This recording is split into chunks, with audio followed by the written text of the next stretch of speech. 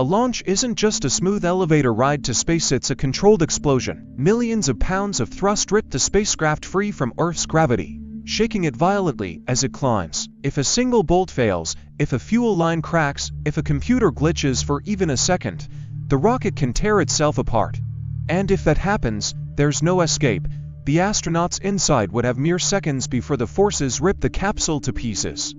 History has shown us how quickly things go wrong, like the Challenger disaster, where a tiny O-ring failure led to an explosion just 73 seconds after liftoff, killing everyone on board.